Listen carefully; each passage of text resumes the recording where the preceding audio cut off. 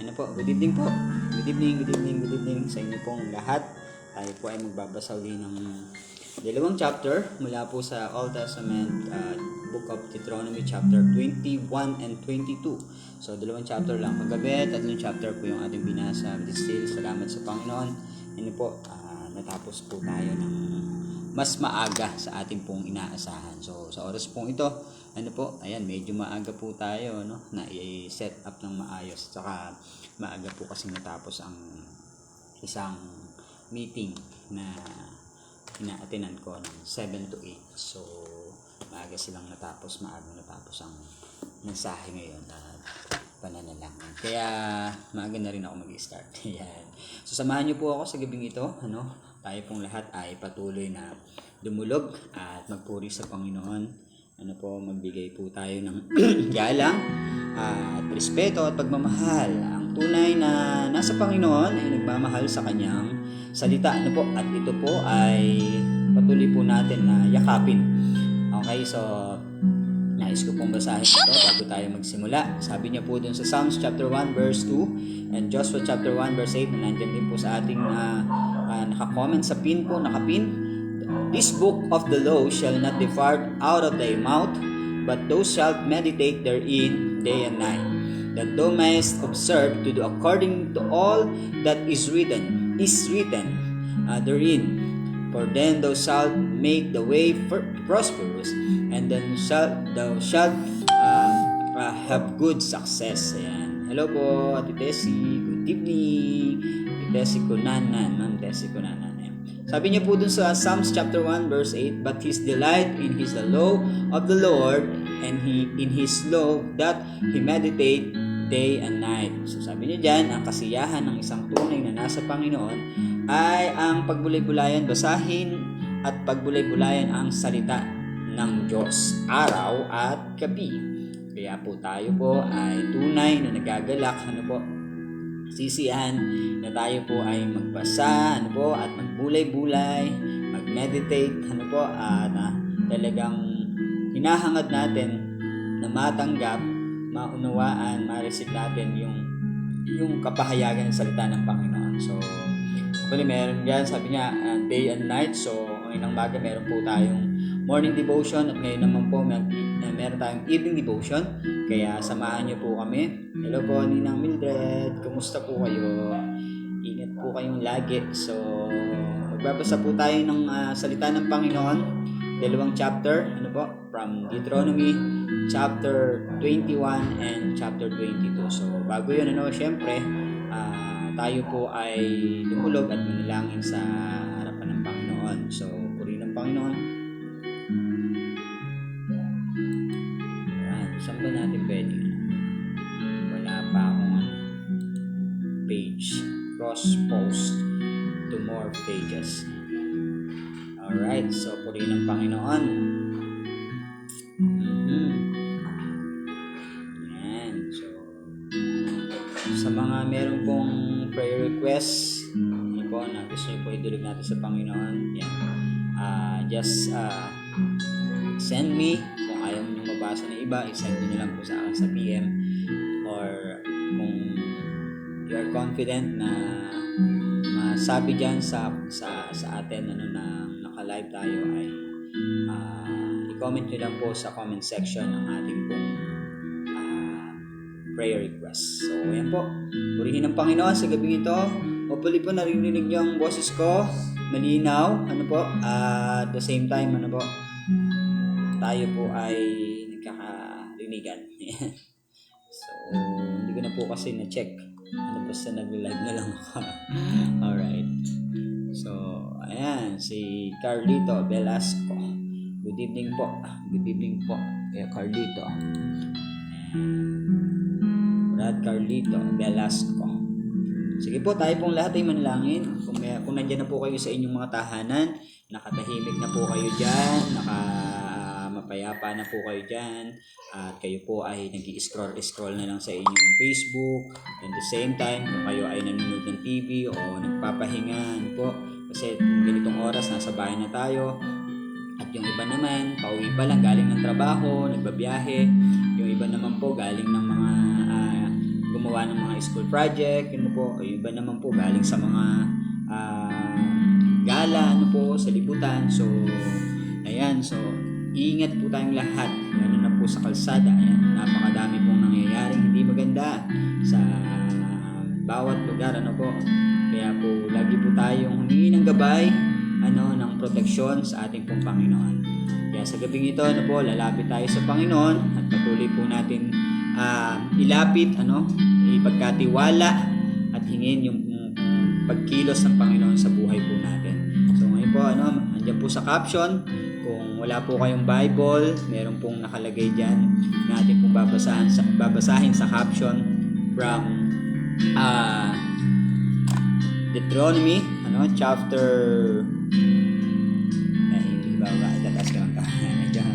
sa Deuteronomy chapter 21 verse 1 to chapter 22 verse 30. Yan. Dalawang chapter po ang babasahin natin ngayon.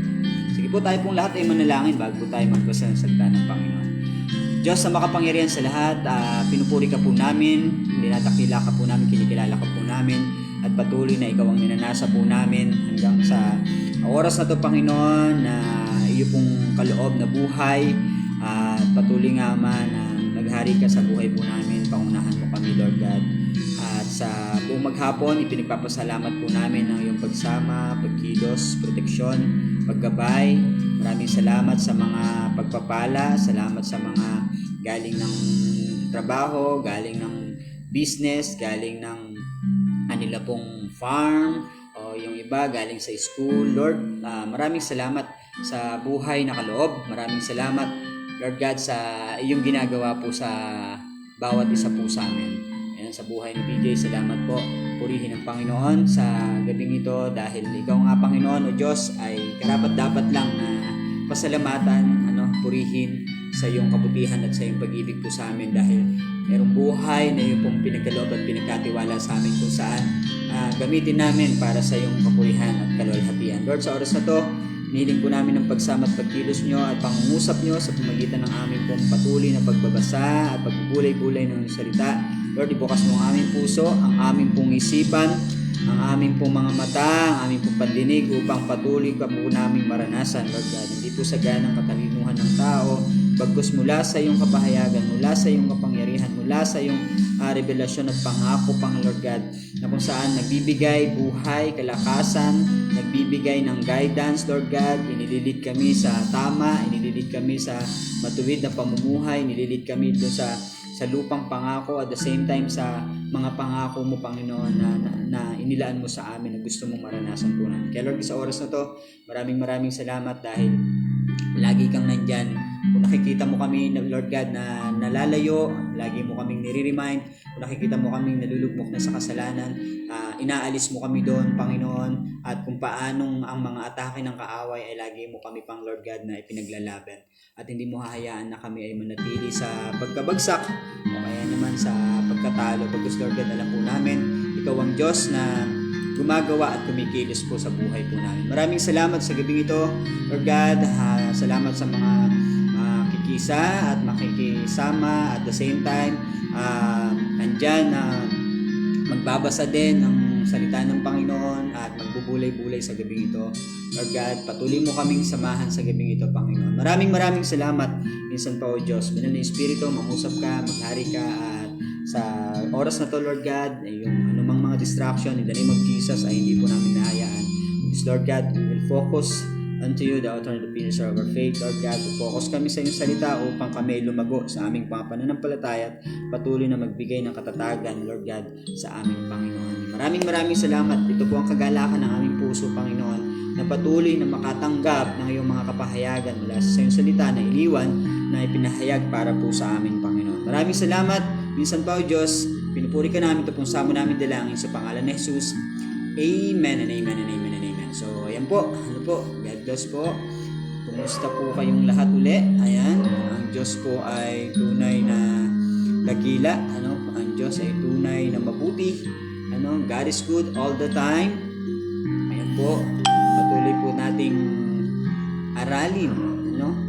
At alamin at sikaping maunawaan ang salita ng Panginoon. Good evening, classmate Donna, good evening sa'yo. Ayan, Luigi, good evening sa'yo. Ayan. Luigi, gusto kitang minsan dalawin dyan sa bahay nyo. Sana open yung bahay nyo para kayo ay madalaw ko, no? So, sabihin mo dyan sa, sa family mo, one of this day, nadalaw kami sa inyo. Kaya lang, hindi ko pa alam yung bahay nyo, pero doon sa gawidan, pagtatanong ko na lang.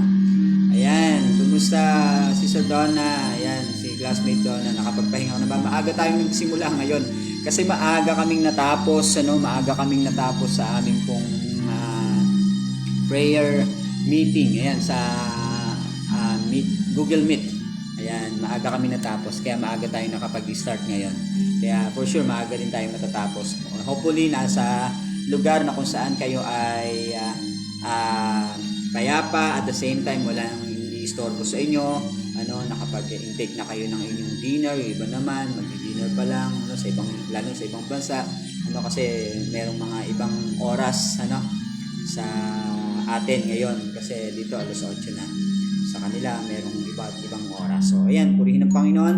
Maraming salamat sa bawat isa na makikiisa sa ating pong pagbabasa ng salita ng Panginoon ngayong oras na to. Ayan, check na natin kung merong comment sa kabila. Saan ba yung messages dito? Wala yung...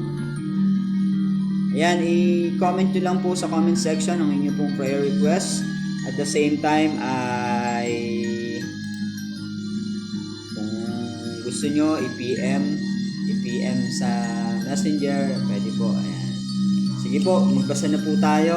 Open po natin ang ating Biblia mula sa salita ng Panginoon dito sa Deuteronomy chapter 22. Ayan, classmate Donna, malakas ba yung sounds ko? Yung background sounds ko, okay lang. Malakas naman yung boses natin. Malinaw ba ang dating? Ayan, paki-comment na lang kung ano ang inyo pong observation sa boses at sa ating pong background sound. Kung okay naman, o kung mas malakas yung background sound natin, o yung okay naman, mas malakas yung boses ko. Ayan, purihin ng Panginoon. Luigi, minsan dalaw kami sa inyo. Or minsan, libot ka naman ng bagong baryo. Ayan, nandiyan ka lang naman sa Tayuman yata. So, purihin ng Panginoon. Okay, nandito na po tayo sa Deuteronomy chapter 21. Sama-sama po tayong magbasa ng salita niya.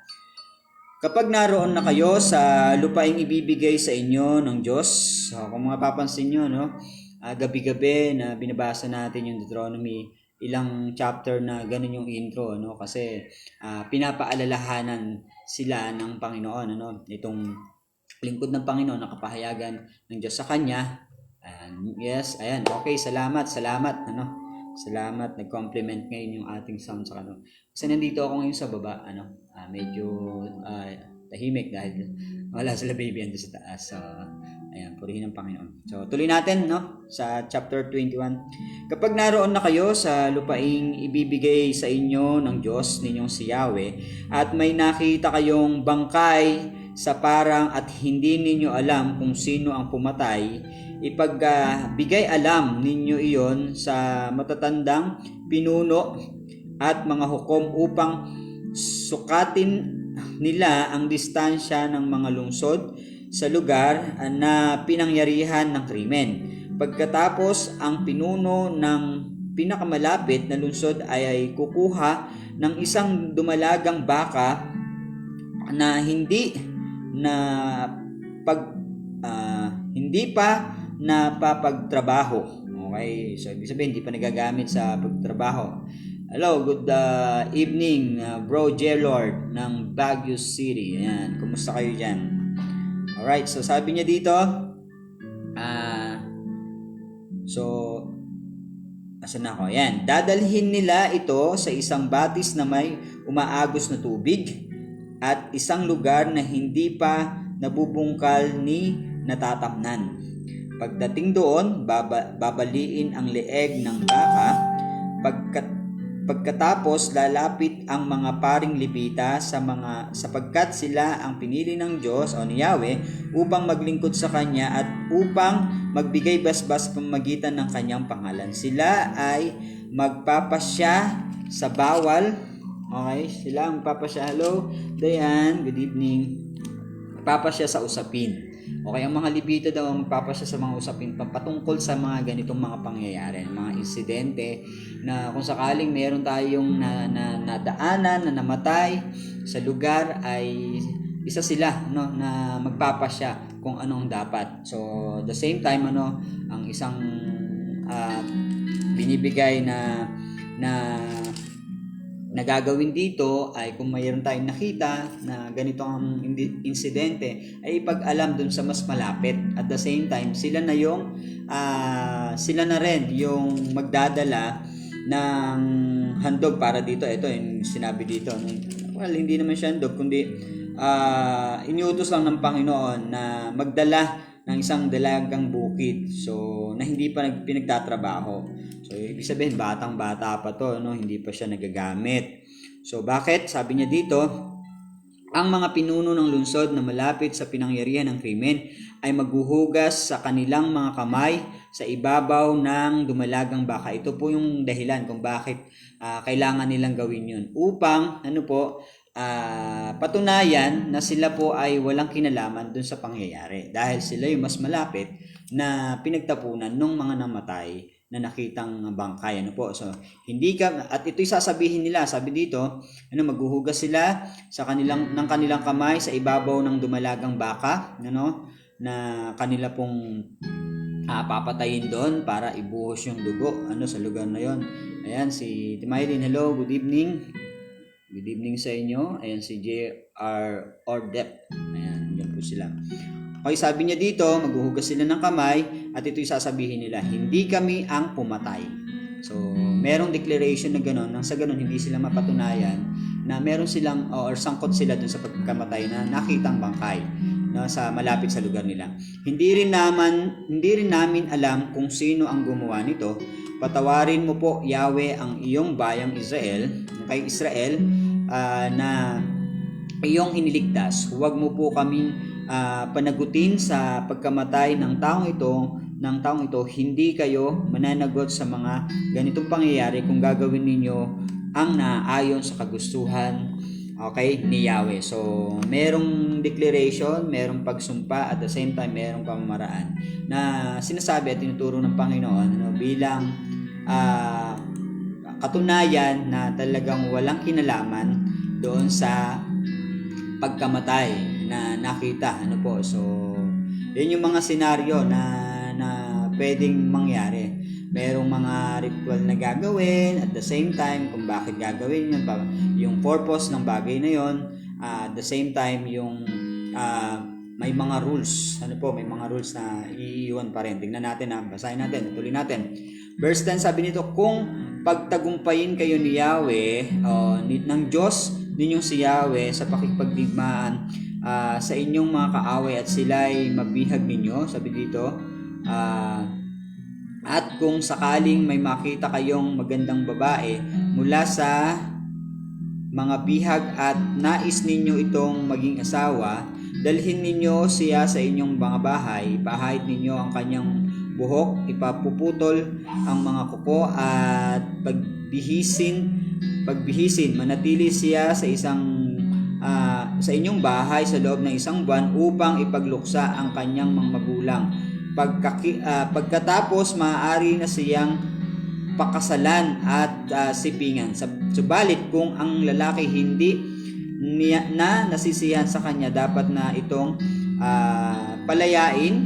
Okay? Hindi siya maaaring ipagpili at gawing alipin sapagkat nadungisan na ang kanyang puri. So, ito po naman yung tuntunin tungkol po sa mga babaeng nabihag. Yung kanina po, yun si ate.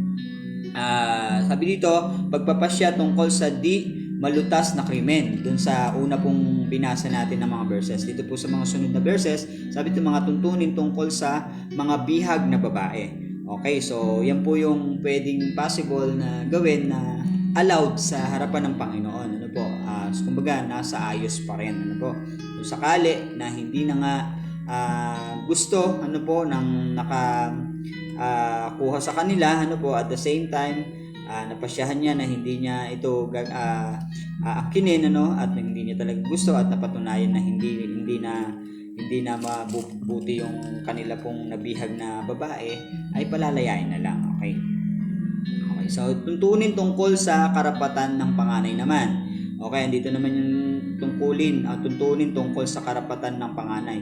Kung ang isang lalaki ay may dalawang asawa at mas mahal niya ang isa, ngunit kapwa may anak at ang panganay niyang lalaki ay ipinanganak doon sa hindi niya gaanong mahal, okay, huwag aalisin sa kanya ang karapatan bilang panganay upang ilipat sa anak ng asawa ng kanyang minamahal. Ang kinakailangang panganay o kikilalaning panganay ay ang una niyang anak at dito ibibigay ang dalawang bahagi ng kanyang ari-arian.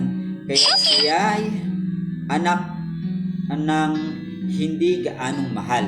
Okay, kaysa kahit siya ay ulit natin, sabi niya dito sa verse 17, ang kinikilalang panganay ay ang una niyang anak at dito ibibigay ang dalawang bahagi ng kanyang ari-arian kahit siya ay anak ng hindi gaanong mahal. Ayan, so meron pa rin silang karapatan na makatanggap sa kanilang ama sa kanyang magulang bilang ito yung sinabi, bahagi. Ibig sabihin nito, mana. Ibig sabihin, suporta. Na pwedeng magamit ng kanyang mga anak. Mahal man at hindi mahal. So, hindi siya pwedeng, like example nga, dalawa yung naanakan niya. At the same time, minahal niya yung anak nung hindi naman niya talaga din na pili na dahil meron na nga siyang pangalawang asawa. So, meron pa rin karapatan na makatanggap ng ng sustento sinabi dito ari-arian na galing dun sa ama. So yan po magandang matutunan ng mga tao, kaya sa atin, kung wala ka namang kakayanan na iwanan ng ari-arian ang yung magiging anak, kung gagawa ka pa ng pangalawang anak sa iba pang babae, wag na lang. Dahil kung dun nga sa isang babaeng na anakan mo, hindi mo na mayakap at mamahal, di ba nakakalungkot naman sa kalalagayan, lalo na dun sa parte ng mga ina ng mga bata. Gayunpaman, may mga ganitong instances na nangyayari, kaya ang gagawin na lang po talaga ganito, merong karapatan ang mga anak na makatanggap ng suporta mula sa kanilang ama na loko-loko.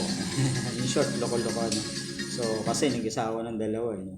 So, ganito natin, tuntunin tungkol sa anak na matigas ang ulo naman. Okay, dito naman tayo sa tuntunin tungkol sa matigas na ulo na anak. Kung matigas ang ulo at suwail ang isang anak at ayaw makinig sa kanyang mga magulang sa kabila ng kanilang pagdidisiplina, ito po parte ng isang magulang na disiplinahin ang kanilang anak. Kaya lang sa punto na hindi po naiwasan at hindi po hawak din ng mga magulang ang isip ng kanilang mga anak, merong mga ganito. Sabi dito, kung at ayaw makinig ng sa kanyang mga magulang sa kabila ng kanilang pagdidisiplina, ibig sabihin talaga pasaway, matigas ang ulo, merong problema sa kanya, siya ay dadalhin sa kanyang mga magulang sa pintuang bayan at ihaharap sa pinuno ng bayan. Okay?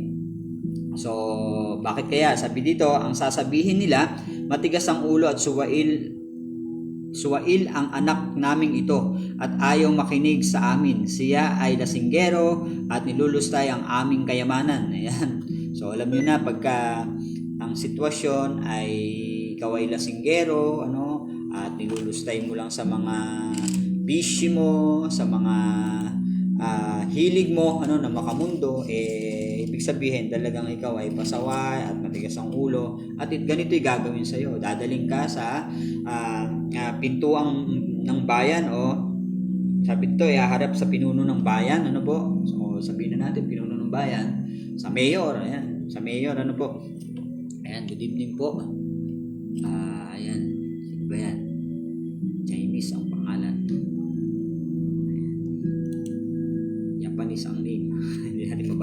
Good evening sa iyo. Ayan, so ganyan gagawin sa kanya at ito yung sasabihin ng mga magulang niya. Matigas ang ulo at suway lang ang anak naming ito. Ayan, sabi niya. At pagkatapos babatuhin siya ng taong bayan hanggang sa mamatay. Matindi po yung yung parusa. Pagka yung bang punong-puno na yung isang magulang sa kanyang anak na sobrang suwail. Ganito pala yung ginagawa. Kaya sa panahon natin ngayon, hindi natin masisi din yung may mga magulang na pinababayaan na yung anak pagka yung anak nila ay swail, at the same time matigas ang ulo, pasaway, adik, saka talagang liko ang buhay. So hindi natin masisi yung mga magulang kung bakit pinababayaan nila yun kasi hindi na nga nila kaya eh. So ganito nga yung sitwasyon, kung hindi na kaya ng magulang na disiplinahin yung kanilang anak, dadalhin sa pinuno ng bayan, doon sa mayor, at pagkatapos dadalhin sa harapan ng taong bayan at doon ay pagbabatuhin hanggang sa mamatay. Yun ang malupit, kaawa-awa, So sa panahon natin ngayon wala nang ganitong nangyayari, pero ang ginagawa na nga lang, yun nga, pinababayaan na lang at parang kung in the end parang ang sitwasyon ay itinuturing nilang hindi na nila kapamilya, parang gano'n. Merong mga gano'n, tinatakwil po. So good evening April John. Okay, so sabi dito, tuloy natin, sabi dito, pagkatapos babatuhin siya ng taong bayan hanggang sa mamatay. Ganyan ang inyong gagawin sa masasamang tulad niya. Okay, ito habilin ng Panginoon, yan si Baker. Maestro, good evening po sa iyo.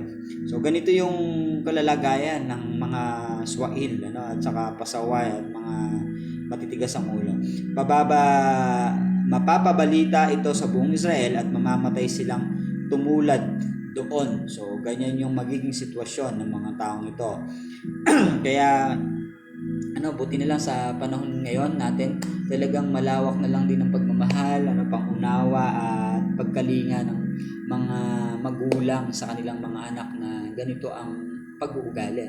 So nawa yung mga anak matuto talaga from the beginning pa lang. Kaya masarap na turuan pa lang yung mga anak mula pagkabata pa lang na magagandang asal. At ilapit natin, hayaan natin na tulungan kayong mga magulang o tayong mga magulang ngayon na turuan mula sa salita ng Panginoon ng ating mga anak. Kasi unang-una sa lahat, realidad, ako, isa ako sa patotoo na talagang binago yung buhay ko ng salita ng Panginoon mismo. Isang tinanggap ko dahil ako po ay pasabulero din dati, at the same time talagang hindi po magandang ugali, matigas ang ulo, pasaway. Pero salamat sa Panginoon, nakilala ko siya, binago niya po ako. At lahat ng po ng mga maling pag-uugali nun ay nabago naman sa papuri sa Panginoon po, dahil yun po ang nagagawa ng aral at turo ng Panginoon sa bawat isa po sa atin. Kaya hanggat bata pa lang po talaga ay maturuan na ng salita ng Panginoon para sa paglaki nila, hindi nila ito makalimutan. At the same time, malaking bagay na meron tayong pagkaalam, pagkakilalan sa ating Panginoon, kasi itong wala kasing ibang tinuro ang salita ng Panginoon kundi yung para sa ikabubuti po natin, hindi para sa ikalulugmok natin sa kasalanan, para tayo ay gumawa ng kung ano mang mga kasamaan. Hindi ganoon. Ang gusto niya, maalis tayo doon. Yun yung ginawa ng Panginoon sa atin. Inalis tayo sa pagkaalipin ng kasalanan, kasamaan, at sa katigasan ng ulo, dahil papalitan niya ang puso natin, ang pusong masunurin. Kaya nga sabi niya, magbago na kayo ng isip, sabi ng Panginoon. So, yan ang tinuturo lagi ng salita ng Panginoon. Kaya mas maganda po, tayo po ay kumakain, tumatanggap, at nakikinig ng nag-aaral ng salita ng Panginoon para meron tayong maituro bilang mga gulang. Dapat intact din tayo po sa connection natin sa Panginoon, yung relasyon natin sa Panginoon, at makaalam tayo ng mga salita ng Panginoon. Nang sa ganun, meron tayong maituro sa kanila.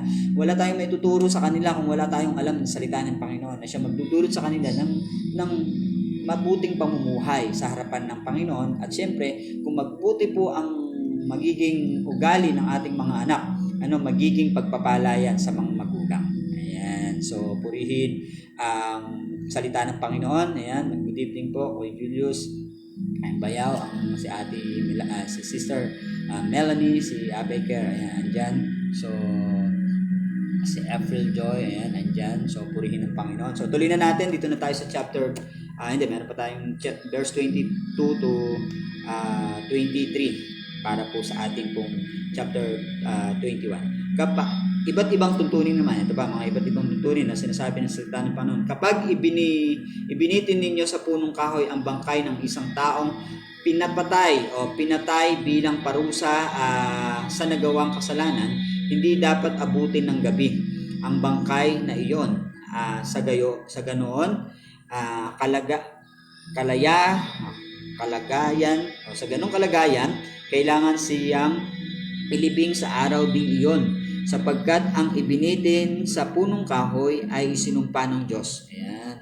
So, isa na naman tong bilin, okay, isang tuntunin na dapat po ay nasusunod. Hindi naman po ito basta-basta lang na naisip ng tao, kundi ito yung tinurong tuntunin, Sabi nga diyan, yung ganitong pamamaraan ng pagpatay sa sarili, na ikaw ay nagbikti sa puno, o kung saan mang pagbibigti ay isinumpa ng Diyos, katulad nga dun sa New Testament from Judas, ganyan po ang nangyari sa kanya. At kaya nung nakita na yon, yung kanyang bangkay binaba, inilibing din kaagad.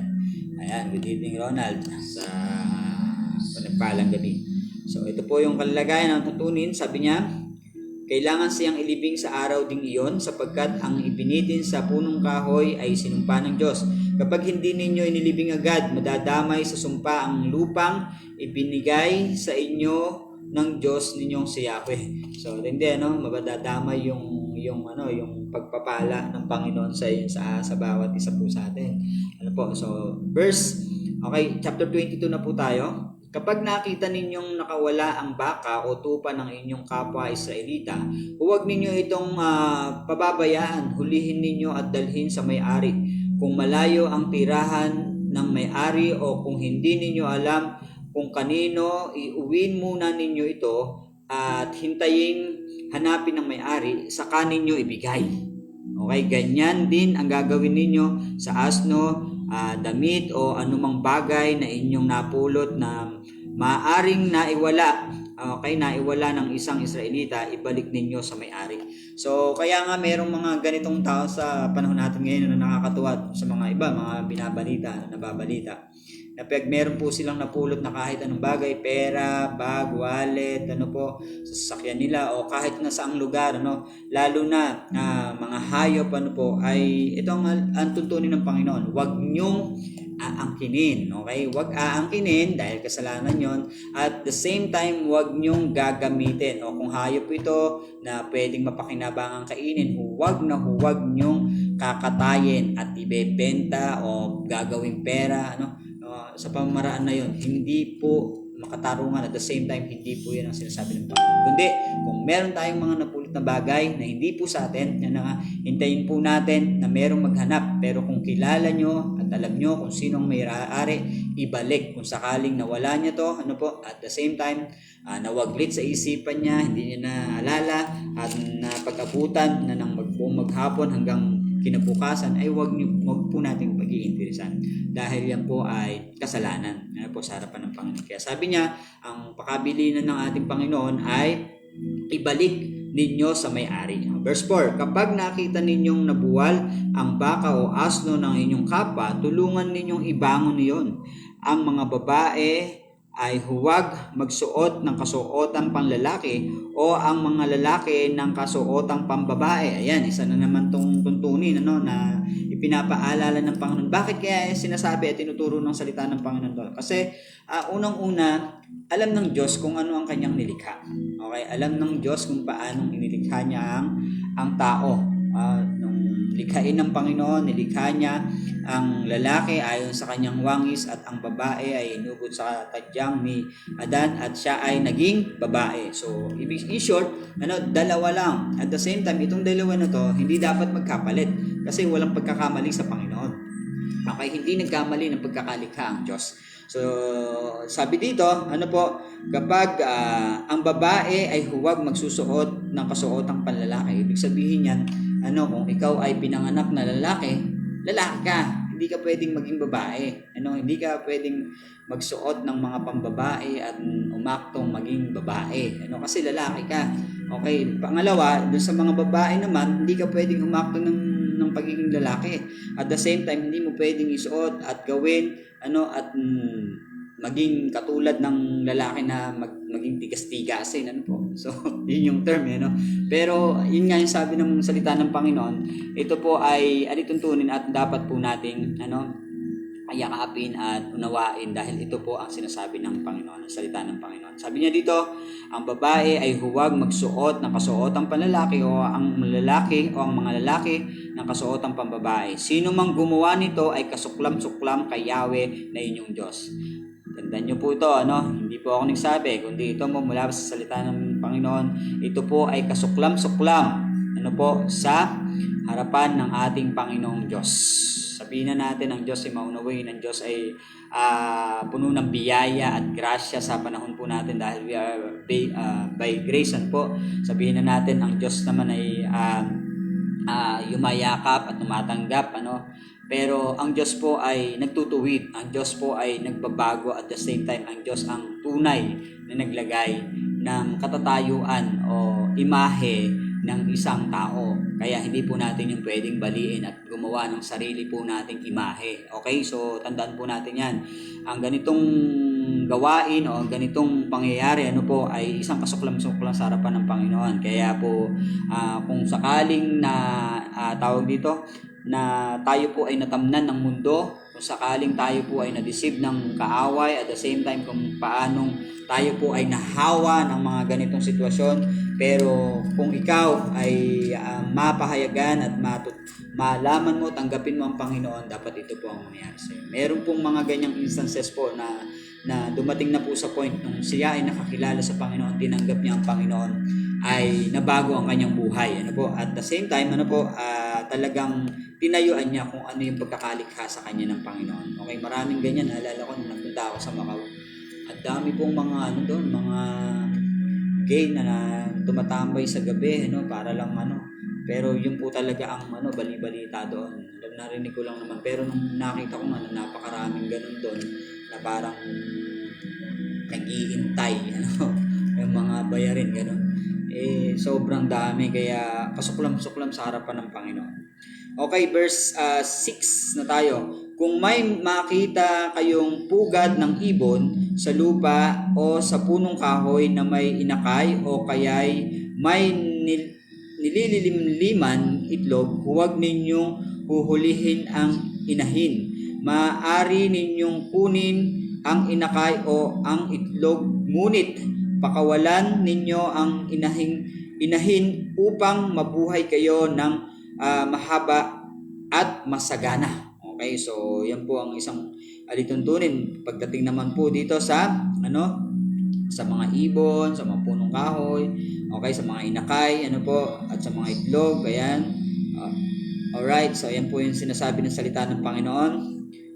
Okay, verse 8, sabi doon, lagyan ninyo ng harang ang bubong ng bahay na gagawin ninyo upang huwag kayong managot sakaling may mahulog mula roon. Huwag ninyong tatamnan ng magkaibang binhi ang inyong ubasan. Kapag ginawa ninyo yon, ang bunga ng ibang binhi at ng inyong ubas ay dapat dalhin lahat sa sanktuaryo. Ayan, pag ginawa daw po natin. Hello, good evening Sheila. Okay, so verse 13 na po tayo. Kung ito naman tuntunin tungkol sa puri ng isang babae. Ayan, puri ng isang babae. Pag-usapan dito, ay sa isang babae. Kung pinakasalan ng isang lalaki ang isang babae at pagkatapos nagdalik at inayawan niya ang babae at pinagbintangang hindi na ito birhen ng pakasalan niya, dudulog sa matatandang pinuno ng bayan ang mga magulang ng babae. Dala ang katibayan ng pagkabirhen ng kanilang anak nang ito'y mag-asawa. Ganito ang sasabihin ng ama. Ipinakasal ko sa lalaking ito ang anak kong babae, ngunit ngayon ayaw na ng lalaking ito ang anak ko. Okay, sinira niya ang puri ng aking anak at ipinamalita niyang hindi na ito birhen ng pakasalan niya.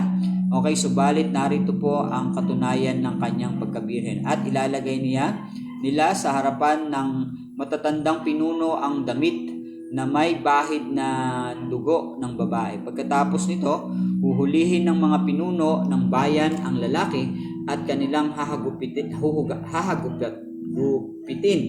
Bukod doon, siya'y pagmumultahin ng 100 pirasong pilak at ito'y ibibigay sa ama ng babae dahil sa ginawa niyang paninirang puri sa isang babaeng Israelita. Sila'y mananatiling mag-asawa at ang babae hindi maaaring palayasin at hiwalayan ng lalaking habang siya'y nabubuhay. So, hello po Sister Elvena, good evening. Kumusta kayo dyan sa Macau? To God be all the glory. So, ayan po ang isa sa mga tuntunin pagdating po sa pakikipag-asawa, nag-aasawang lalaki sa babaeng napapangasawa niya. Pero ito kasi minsan talaga lalo na sa kapanahon natin ngayon, no? Maraming ganito na hindi ko alam kung kasalanan ba ng lalaki o kasalanan ng babae na pag siya ay na nakipagtalik sa isang lalaki, kung hinahayaan niya ba na wag siyang panagutan or the same time at the same yung babae ay talagang gusto lang niya yon. Pero dito sa sitwasyon na binasa po natin, pag naikasal na, meron kasing mga sitwasyon na kahit hindi pa kinasal, nakikipagtalik na yung mga babae sa mga lalaki at sa lalaki sa mga babae. At hindi na iwasan, minsan, na yun ang nagiging dulot, na pagkatapos nakuha ng lalaki yung uri ng babae, ay ala na silang laban. Ibig sabihin, pwede lang silang iwanan ng mga lalaking ito. Pero in short, ang sinasabi dito ay kung titignan po natin ay dapat na pag ikaw ay nakikasal at merong lalaking ganito na nagpahayag pa na hindi pala siya birhen dahil parang ang to the point ay ayaw niyang talagang panagutan, pero nakasal na sila, sinabi dito kumbaga parang ayaw na niya dahil nga nakuha na niya, mananagot siya, pero hindi pa rin siya mahiwalay doon sa babae. Kumbaga magkakasama pa rin sila at the same time habang buhay silang magsasama, hindi sila maghihiwalay. Pero gayunpaman, ang mangyayari dito, magbibigay pa rin ng danso yung lalaki sa kanyang magulang, at pagbabayaran niya yung kanyang ginawa. Ayan, sabi dito, hahagupitin siya. Papaluin ng kung ano yung ipapalo sa kanya, latigo o kahoy, 2x2 o whatever. So, yun yung sinabi doon. Wala naman kasi sinabi dito kung ano yung ginamit na pinanghagupit. Okay, so yan yung pwedeng maging parusa dun sa lalaking pwedeng gumawa ng ganun. Hello po, Pastor Janet. Good evening po. Nasa Bible reading po tayo, Pastora. Deuteronomy chapter 21 to chapter 22. So, nasa chapter 22 na po tayo. Kumusta po kayo dyan? Ayan. Si Pastor Joey nasa Thailand po pala. Hindi po ako nakasama kasi hindi po ako dito na-update tungkol po dun sa mission sa Thailand. So, ayan po. Purihin ang salita ng Panginoon. Tuloy na po natin ang ating pong pagbabasa. Ngunit kung totoo ang bintang, ito naman po sa part naman po ng babae pa rin to, kung napatunayan na totoo yung binibintang ng lalaki na pangasawa na ang kanyang napangasawang babae, sabi dito, kung totoo ang bintang at walang makitang katunayan sa pagiging birhen, ilalabas ang babae sa may pintuan ng bahay ng kanyang ama, babatuhin si roon sa mga kalalakihan ng lungsod hanggang sa mamatay, sapagkat gumawa siya ng malaking kasalanan sa bahay mismo ng kanyang ama, at ito'y kasuklam-suklam sa gawain ng Israel o sa Israel. Sa ganyang paraan ninyo aalisin ang ganitong uri ng kasamaan ng inyong sambahayan. So, ganito po ito po yung alituntunin at the same time kapahayagan ng salita ng Panginoon na ibinigay ng Diyos sa mga taong ito noong panahon na nila. Pero sa atin ngayon, hindi na issue ngayon yun kung ikaw ba ay birhen o hindi. Pero doon sa kapanahonan nila ay talagang napakahalaga ng pagkabirhen ng isang babae. Well, yan po ang isa sa mga maganda pong maging katangian po natin. Well, totoo niyan, talagang iniingatan ng Panginoon yung pagdating sa ganyan. Ano po? Kaya purihin ng Panginoon na dun sa mga, pinag-iingatan niya ang kanyang pagkababae, ang kanyang pagkabirhen, dahil ang gusto niya talaga, ibigay lang to sa taong magmamahal sa kanya at mamahalin niya at makakasama niya habang buhay. Napakasarap po ng gano'n, di ba? So, ito po yung mangyayari sa kanya kung mapatunayan ng babae po talaga na after makasal ay mapatunayang hindi na siya birhen, okay? Dahil malibang meron nang nangyari sa kanya sa ibang mga lalaki, ganun, ay siya ay babatuhin hanggang sa mamatay. Yun po ang matinding kaparusahan ng mga panahon nila. Ngayon sa atin, wala nang ganung lalaki, na pag napatunayan niya yung mapapangasawa niya o yung napangasawa niya ay hindi na birhen, wala nang ganito na batas na kung saan ay iaharap sa taong bayan at babatuhin. Wala nang ganun. Kahiya-hiya at kasuklan-suklan sa harapan ng pamilya yung ganung kalalagayan. Ang nangyayari na lang sa atin sa sitwasyon na gano'n, malibang tanggapin na lang din ng lalaki na hindi siya birhen dahil como ganun na yung sistema ng mundo ngayon, na lang, tatanggapin niya. Pero yung iba naman, pwedeng napatunayan niya na hindi talaga birhen hanggang sa aayawan na lang niya at iiwan at tatalikuran niya lang. So, wala pa rin batas sa ganun sa atin. Parang hindi ko alam kung may batas tayo sa ganun. Iiwanan na lang. Okay na. Kung para sa atin kasi okay lang yun. Yun ang mahirap Ayaw kasi natin sundin yung salita ng Panginoon. Kaya hindi napoprotektahan yung mga kababayan. Pero meron mga ganito pala. Naalala ko, yung mga ginagahasa, meron yun. Merong karampatang parusa doon sa mga gumagahasa na sinisira yung puri ng mga kababaihan. Okay, so yun ang lalo na pagkabirhen pa rin talaga yung babaeng gagahasahin. So ingat po tayo dyan. Good evening po, Julie John. Purihin ng Panginoon. So tuloy na po natin. Kapag ang isang lalaki na huling nakipagsiping ang asawa ng iba, o nahuling kasiping ang asawa ng iba, pareho silang papatayin. Okay, pareho silang dapat patayin. Parang sa panahon natin ngayon, merong ganitong batas, actually, ano tawag doon?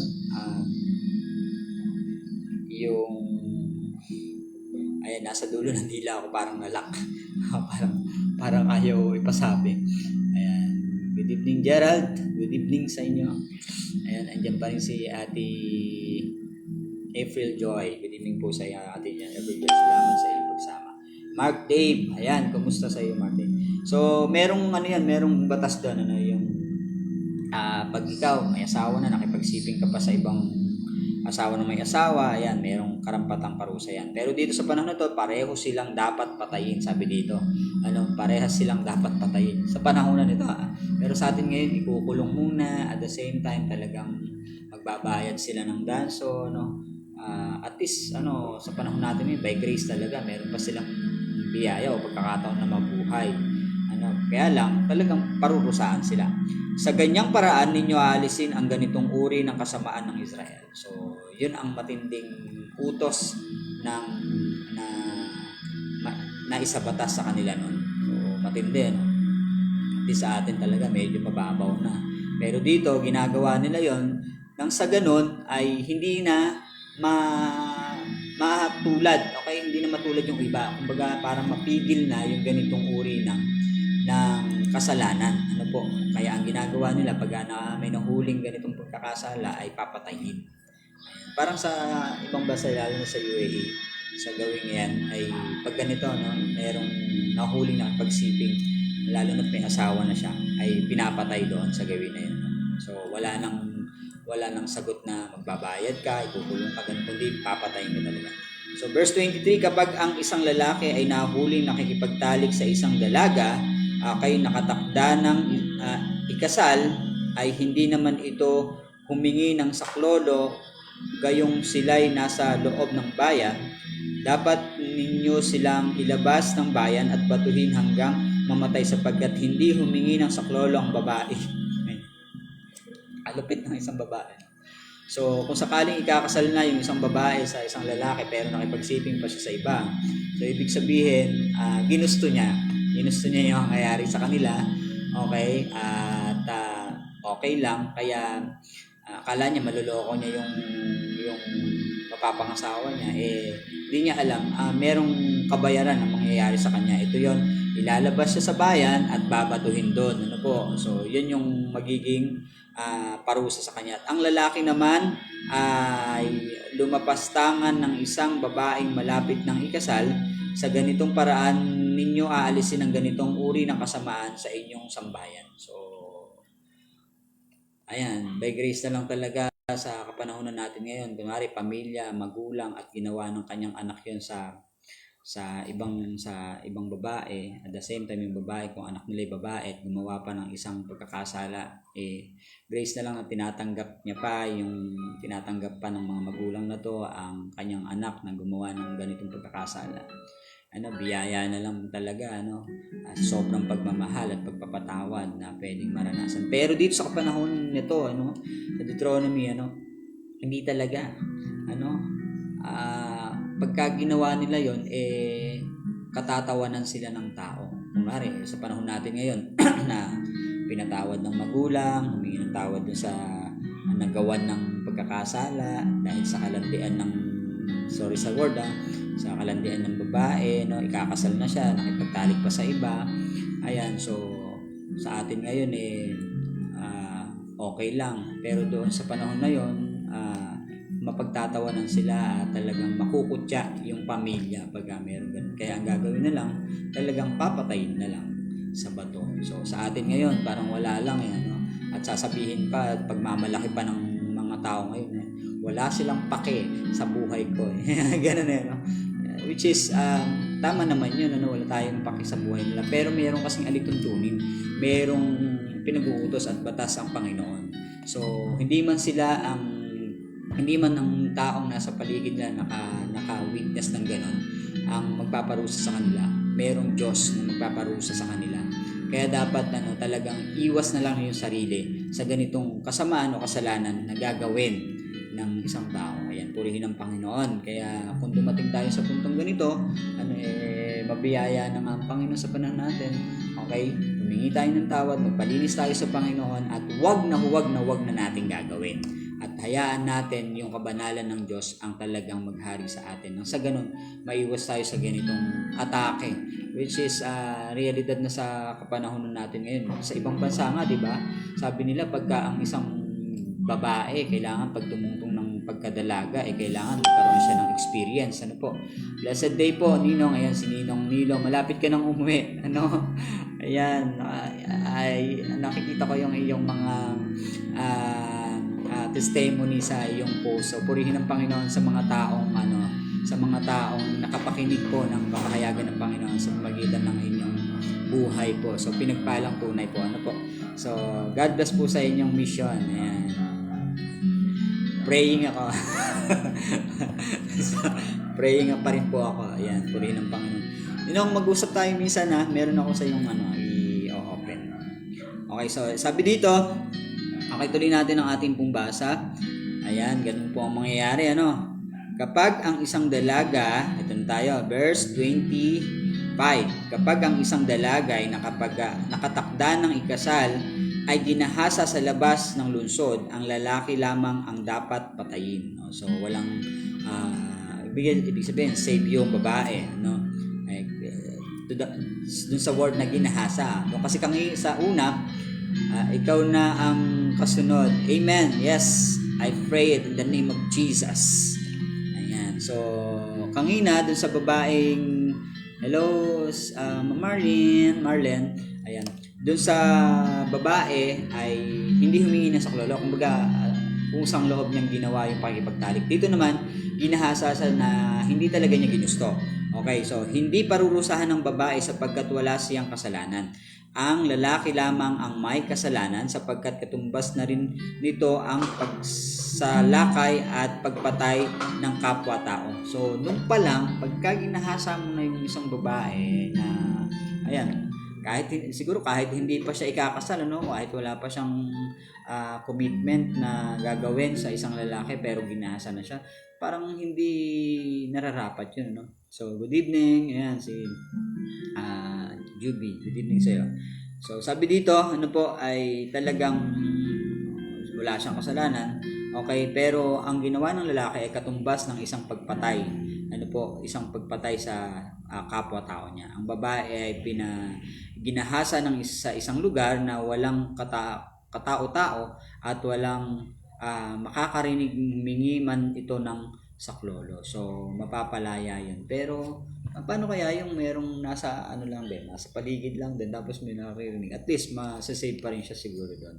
Kasi nga, maililigtas siya pagka sumigaw siya doon. Well, wala namang taong nanggahasa na hayagan o malapit lang sa maraming tao. Ang ginagawa talaga ng nanggagahasa, inilalayo nila sa lugar. Parang sa ganun, sumigaw man na sumigaw itong gagahasain nila, ay walang makakarinig. So, yan po yung kalalagayan ng isa pong nakaranas po ng hindi maganda. Verse 28 na tayo to 30. 3 verse na lang to, mga kapatid. Amen. So, kapag ang isang dalagang hindi pa nakatakdang ikasal ay ginahasa ng isang lalaki at nahuli ang lalaking iyon, bibigyan niya ng 50 pirasong pilak ang ama ng babae at pakakasalan niya ang babae. So, ito naman yung sitwasyon, na, ayan, maraming mga ganitong kalalagayan, na pagka meron pong sitwasyon na nangyari, unexpectedly, malibang nagustuhan ng lalaki yung isang babae, kaya ang ginawa niya, talagang inihiga niya, at the same time, nangyari sa kanila. Pero ang kagandahan nito, ito yung nangyari. So, sabi dito, kapag ang isang dalaga hindi pa nakatakdang ikasal, basta wala pa siyang commitment sa iba, ibig sabihin, malaya siya, free siya, at mayroong isang lalaki na gumamit sa kanya, at nahuli ang lalaking iyon, bibigyan niya ng 50 pirasong pilak ang ama ng babae at pakakasalan niya ang babae. So, yun naman, basta walang commitment, so malayang mangyari ang mga bagay na to. So, dahil sinira niya ang puri nito, hindi maaaring palayasin at hiwalayan ng lalaki ang babae. So, whether she like it or not yung babae, dahil ang sitwasyon na dahil itong lalaki baka so tuyot na ganyan, so yun lang po ang magiging kalagayan nila. So magsasama na lang sila, papakasal sila kasi wala naman silang parehas na commitment sa iba. So verse 30, sabi dito, hindi dapat pakasalan ng anak ang ibang asawa ng kanyang ama. Ulitin natin, hindi dapat pakasalan ng anak ang ibang asawa ng kanyang ama. Ayan, hindi niya dapat ilagay sa kahiyan ang kanyang sarili. Okay, ang sitwasyon, ganito yon. Sabi niya dito, hindi dapat pakasalan ng anak ang ibang asawa ng kanyang ama. Like for example, ang ama, meron na siyang asawa, nagkaanak siya. Okay, ngayon nag-asawa uli. Ang asawa niya ay lalaki. Siyempre, lalaki yon. Dapat lalaki yon. Kasi nga, pakakasalan doon sa magiging asawa uli ng kanyang tatay. So, hindi dapat mangyari yung mga ganun. So, ang tatay, like example, ang lalaki, may asawa, nagkaanak sila ng lalaki, lumaki, tapos nagkaasawa uli itong lalaki, tatay, ng babae, at gusto ng tatay pakasal doon sa para nang sa ganun ay hindi po inaalaw ng Panginoon yon. So, isang kahihiyan daw yon sa kanyang sariling ama. So, meron kasi mga instances na ganun, Okay, so, para rin yan, last train yan, kumusta? God bless sa iyo. Ayan. So, may mga ganyang sitwasyon. Kaya po, napakahalaga po sa isang babae na ingatan niyo po ang inyong puri, ang inyong pagkabirhen, dahil napakahalaga po yan sa harapan ng Panginoon. So, kung ang sitwasyon naman po ay wala pa kayong commitment at may nangyari sa inyo, so, ang tendency nun ay talagang pakasalan na lang at tanggapin na lang yung responsibilidad. Ayan. Pero kung ito ay meron ng partner by partner, nakatakda ng ikasal, meron ka ng magiging katuwang sa habang buhay at meron pang biglang nangyari sa inyo yung ganung sitwasyon, merong mga karampatang parusa yung mga ganung sitwasyon. So, purihin ng Panginoon. So, yan po yung tuntunin ng Panginoon sa Deuteronomy chapter 21 and 22. Ayan. At sa kapanahonan natin, meron pa rin mga ganyang mga batas at isinasa batas para po sa pag-iingat ng mga puri ng mga kababaihan. At ganun din, mayroong parusa sa mga lalaking mga mapang-abuso na hindi nila kayang hindi nila kayang tanggapin yung responsibilidad sa kanilang mga pagkakasala. So, yan, purihin po ang pagbabasa, purihin ang Panginoon sa kanyang salita, sa pagbabasa ng kanyang salita. I hope meron tayong natutunan sa araw na to. Ang isang maiiwan ko lang po sa atin ay, yun nga, katulad ng sinabi ko kanina, mainam na tayo po ay may nauunawaan, merong nalalaman, merong tinatanggap na kapahayagan ng salita ng Panginoon, dahil dito po natin malalaman kung ano at hindi na dapat nating gawin. Kung ano yung mga dapat nating gawin at yung mga hindi na dapat nating gawin na siyang nagiging kalugod-lugod sa harapan at paningin ng Panginoon. At sa bagay na yan, may iiwas tayo sa kasalanan, at yung kasalanan, alam naman po natin na may kabayaran ang kasalanan. Kaya dapat po, kung ayaw na natin makatanggap o umantong tayo dun sa kaparusahan dahil sa ating mga kasalanan, talagang iwasan na natin, ilayo na natin yung sarili natin. At sino yung makakatulong sa atin? Walang iba kundi ang Panginoon. Dahil ang tao, mahina ang tao. Ang tao ay madaling ma-deceive, ang tao ay madaling mahatak, matempt, ang tao ay madaling maagaw ng atensyon ng mga nasa paligid natin.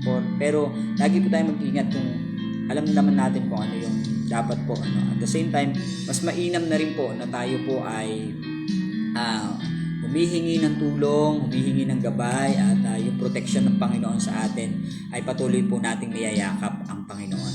At sabi ko nga po, kung mahal natin ang Panginoon, mamahalin natin yung kanyang salita na patuloy po nating aaralin araw at gabi. Kaya sabi niya po doon, ulitin ko, sa verse po ng Psalm chapter 1 verse 2, ang kasiyahan ng isang taong nasa Panginoon po, walang iba kundi ang pagbulay-bulayan ang salita ng Diyos sa araw at gabi. Ayan, kaya po ating pong sinisikap na magkaroon po ng oras, panahon na tayo po ay makapag-share ng ating pong Bible reading and meditation day and night. Kaya meron po tayong morning devotion at meron tayong evening devotion bago pagkagising natin, o kahit na nakagising na tayo, nakapag-toothbrush, nakaligo at naigayak mo natin sarili natin. Ayun, pwede tayong magbabad sa pagbabasa, pag-aaral, pagbubulay-bulay ng salita ng Panginoon. At sa gabi naman, bago tayo matulog, nakakain na tayo, nakatapos na natin ang lahat ng bagay na nagagawin natin sa buong maghapon. Siyempre, pagpapahinga na yun bago tayo magpahinga, bago tayo matulog.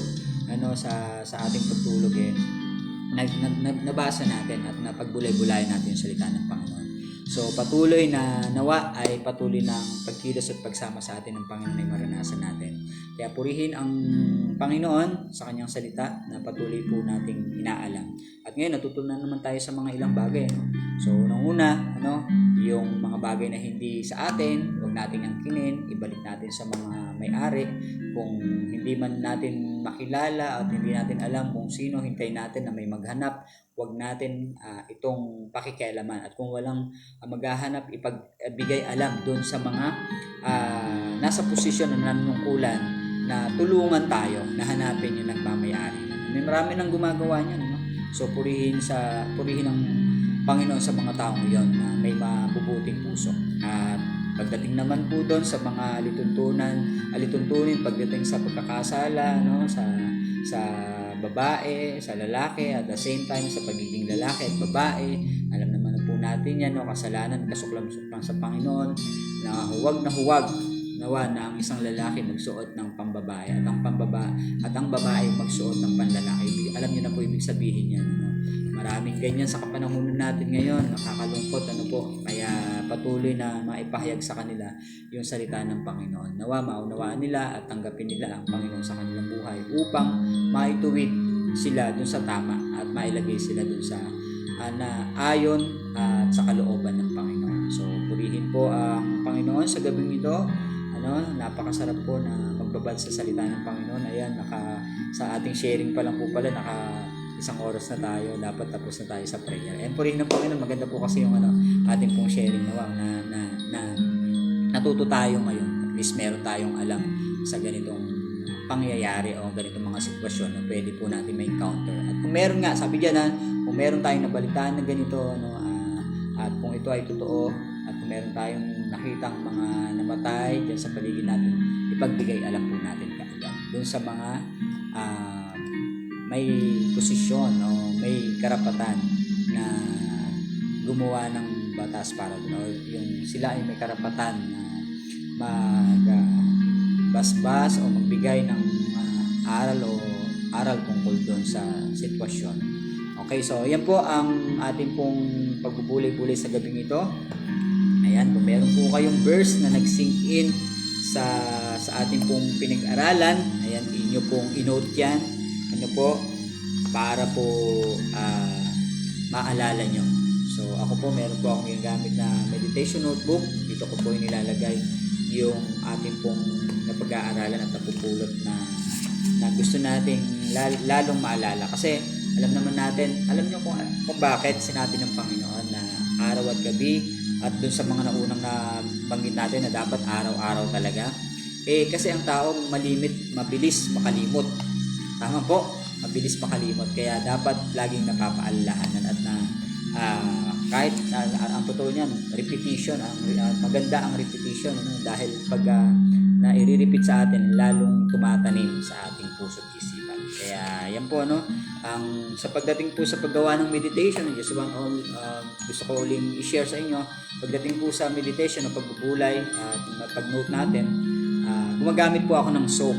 So yung 4-letter, yung S po, yung scripture, yun po yung binasa natin. Galing po dun sa binabasa natin na salita ng Panginoon. So, kung sa haba po ng binabasa po natin na verses, kasi may mga verse 1, 2, 3, di ba? Nababansin niyo po na nababanggit yun. So, kukuha lang po tayo siguro ng mga isang verse, na magsisink in, talagang maitatas sa puso natin. Yun yung ibig sabihin ng scripture. So, ino-note lang po natin scripture. And then, O. Ayan po yung O. Sabi niya naman po dyan. Ayan, good evening po, Ate Glenda. Ayan, Pastora pala yun, si Pastora Glenda talaga. Hello po, Pastora Glenda. Yung O po, yung observation natin, yung pangunawa, yung wisdom na ibinigay po sa atin ng Panginoon kung paano natin naunawaan yung scripture na atin pong i-meditate. So, yung A po, yung application, kung paano po natin i-apply personally yung pong natutunan natin at ibinigay na revelasyon sa atin ng Panginoon. So, yung P naman po is yung prayer. Ayan, pagdating po dun sa scripture at sa pangunawa natin at dun sa application na gusto nating may apply yung salita ng Panginoon, ay dapat po idulog natin sa Panginoon. Kaya prayer po yun. Yun po yung SOAP. SOAP. So, gumamit po tayo niyan para po may guideline po tayo kung paano po tayo patuloy na lalago sa pangunawa sa salita ng Panginoon. Amen. So, to God be all the glory. Maraming salamat po sa inyong pagsama sa gabing ito ng ating pong pagbubulay-bulay ng salita ng Panginoon mula sa Deuteronomy chapter 21 and chapter 22. So, purihin ng Panginoon. Sige po, tayo pong lahat ay dumulog sa ating pong panalangin para sa ating pong pagtatapos ng ating pong Bible reading and meditation. Purihin ng Panginoon. Maraming salamat, Panginoon, sa buhay at lakas, sa kagalakan, sa pag-ibig mo sa amin.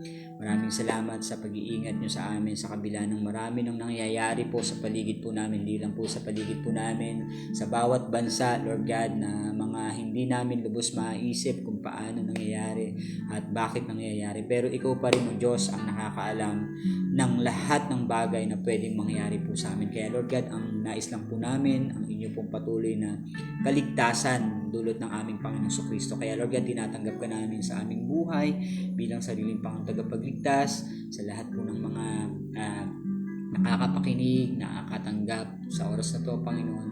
Nawa, Lord God, maghari ka sa bawat buhay po namin. Minsan pa, O Diyos, maraming salamat sa mga salitang nabasa at napagbulay-bulayan po namin, isa na naman pong aral, isa na naman pong tuntunin mo ang aming pong laman, Panginoon Lord God, natanggap sa gabing ito.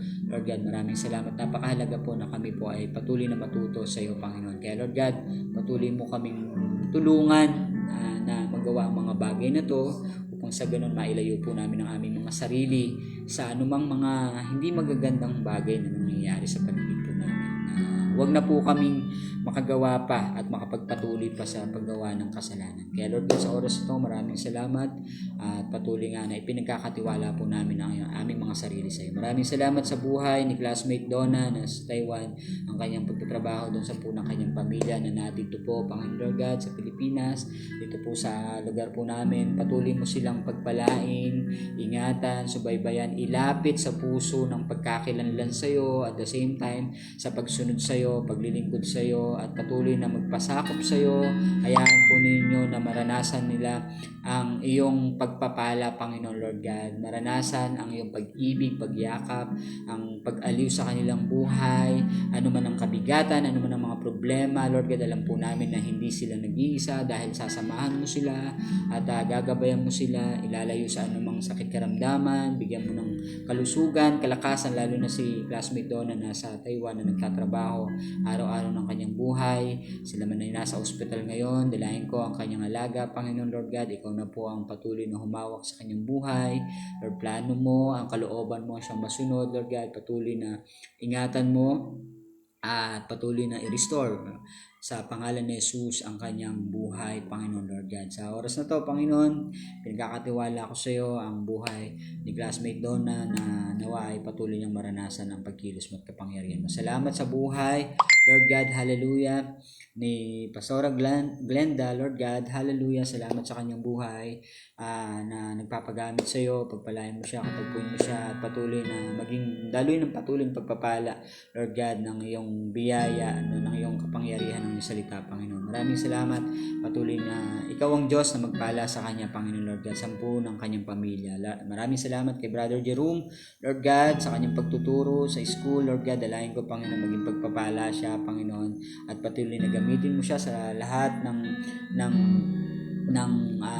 ministry na meron sa kanila sa Pantabangan, Lord God. Pagpalain mo sila, Panginoon, Lord God. Sa buhay ni Reniel, Lord God, dalangin ko, Panginoon, Lord God, na katagpuin mo siya, katukin mo ang kanyang puso, Panginoon, sa buong kanyang pamilya, ang kanyang asawa, kanyang mga anak, ibig ng kanilang mga magulang, Panginoon, Lord God, mga kapatid, Lord God, ilapit mo sa pagkakilanlan sa iyo at patuloy na makasunod at patuloy na makapagpuri sa iyo sa pangalan ng aming Panginoong Jesucristo.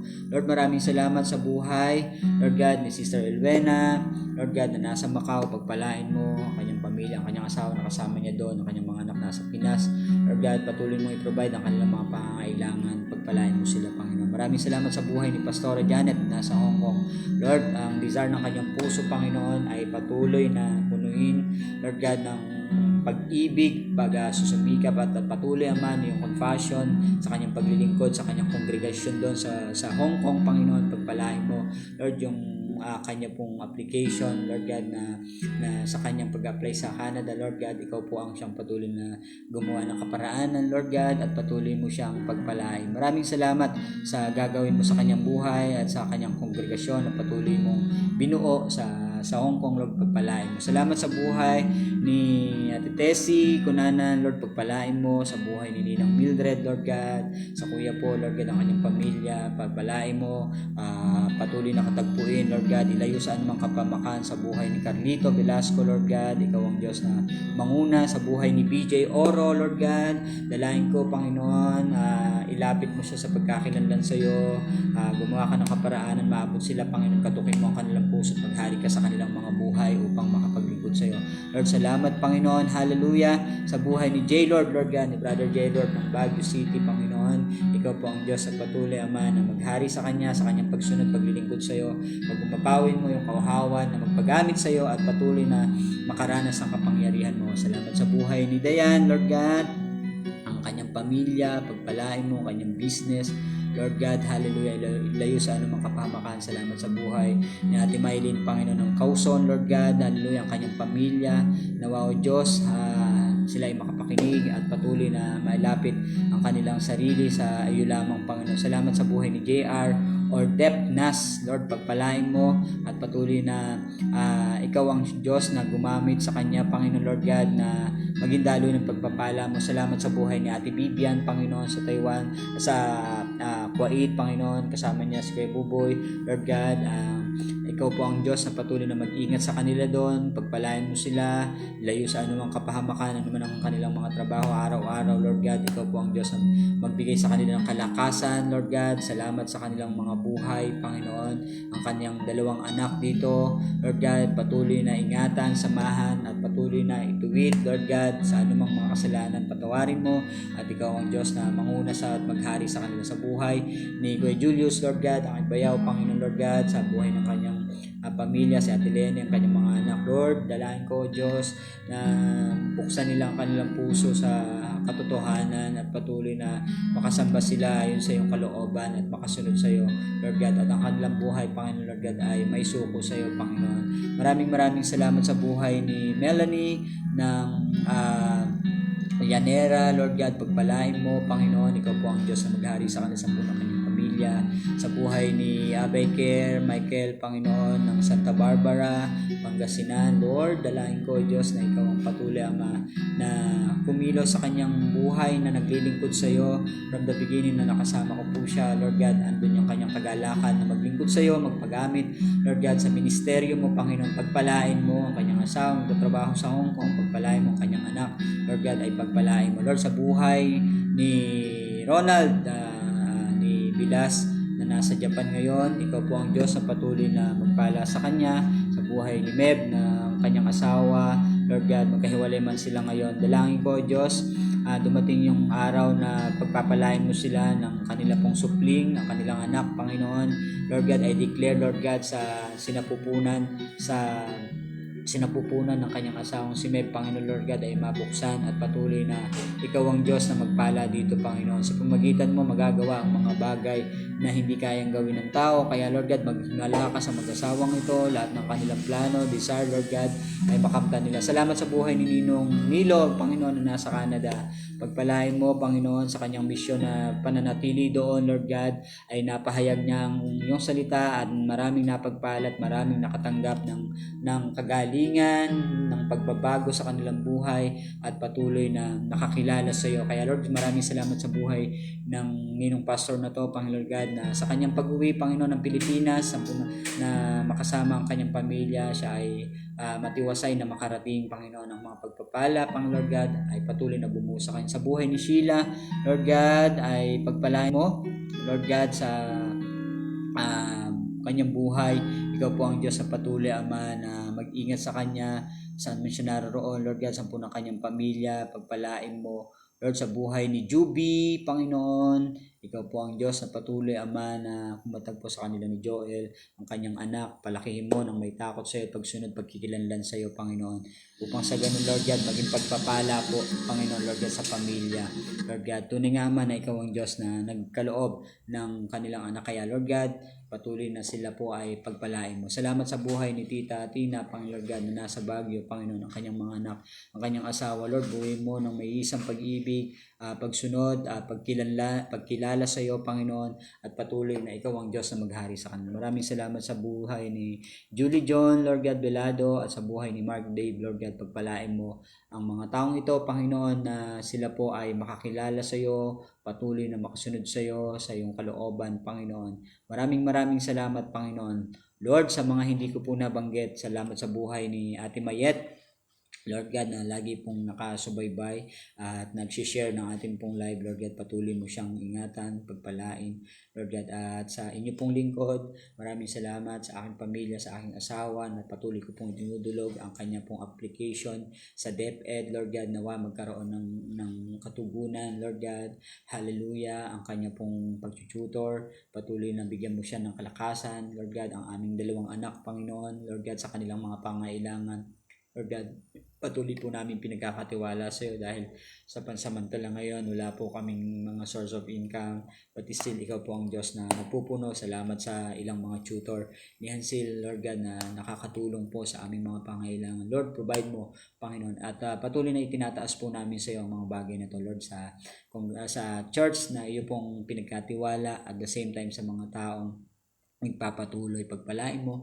At doon sa mga nakasama na po namin, Lord, remind them, Lord God, restore them, revive them, renew them, Lord God, transform them, Lord God.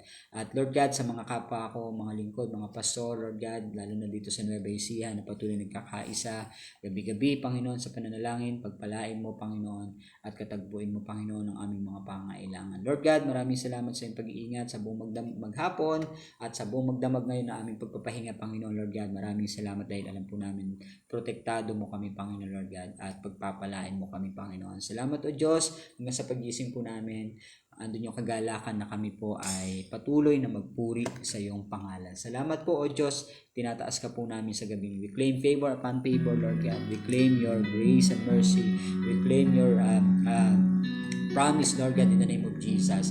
Lord, magkakaroon ng breakthrough, magkakaroon ng unending blessing, overflowing blessing, at gagamitin mo ang iyong mga lingkod, Panginoon, ang iyong mga anak na nagtitiwala at nananampalataya sa iyo. Kaya, Lord God, thank you, Lord. Hallelujah. As you said in your word, Lord God, surely goodness and mercy shall follow us all the days of our life, and we will dwell in the house of the Lord. We will dwell in your presence wherever we are, Lord God.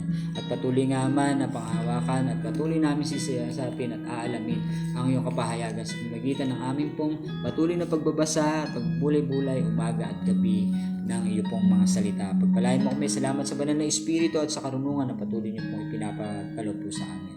Tinataas po namin ang iyong pangalan, sinasambat, nilulahad at dinadakila. Ito po ang samo namin dalangin sa tanging pangalan ng Diyos Ama, Diyos Anak na sa Jesucristo, Diyos Espiritu Santo. Amen and amen and amen and amen and amen and amen. So God bless po. To God be all the glory. Maraming salamat po sa inyong buhay. Ano po, maraming salamat po. Ayan, si Brother Marcus. Ayan, amen. Praise God. Salamat. Salamat, classmate Donna. Lagi mag-iingat dyan. We continue to pray for you. At patuloy na ang pagpapalay sumagana sa iyo. At patuloy na maging daluyan ka ng pagpapala. And we claim na ang iyong mga anak makapagtapos. Alam ko naman yan ang reason mo kung bakit ikaw ay nagtrabaho para sa iyong mga anak at sa iyong pamilya. Ayan. So, purihin ng Panginoon. God bless po sa inyo.